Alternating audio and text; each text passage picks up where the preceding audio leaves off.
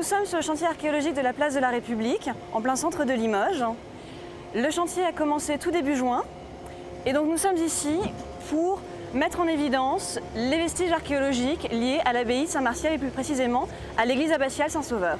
Alors là, ce que l'on voit juste derrière moi, c'est avant tout la pelle mécanique qui fait partie de la première étape de l'archéologie, à savoir le décapage. Quand on arrive sur un chantier, quand c'est en milieu rural, on a tout simplement des champs qu'il faut décaper, il faut enlever la terre végétale. En milieu urbain, il faut ôter le bitume, il faut enlever le bitume, il faut enlever le pavage et il faut enlever tous les remblais contemporains, modernes, qui ont scellé les vestiges archéologiques. Donc la première étape, c'est simplement la pelle mécanique qui va ôter toutes les couches qui nous empêchent de voir les vestiges, mais qui les protègent aussi quelque part.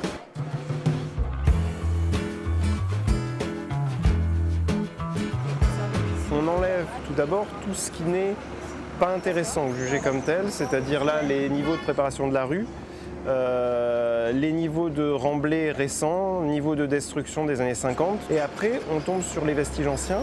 Là, à ce moment-là, le décapage se fait plus subtil. On dégage les vestiges, on s'arrête sur les couches et on se met à étudier. Toute structure, toute couche archéologique qui est découverte, tout mur qui est découvert, a droit à une campagne photographique complète, une campagne de relevés de dessins et une série de fiches qui permettent donc de documenter au maximum les éléments. On est dans le cadre d'une fouille programmée, donc le but est de conserver les vestiges.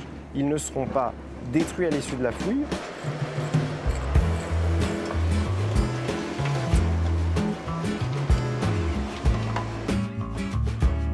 Il y a deux façons déjà d'appréhender le chantier.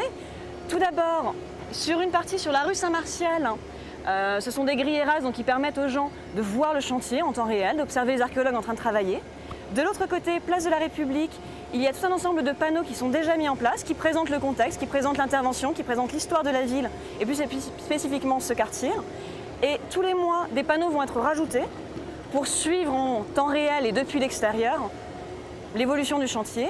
Et enfin, troisième moyen de suivre le chantier, c'est tout simplement les visites qui sont proposées tous les mercredis et jeudis à 17 h.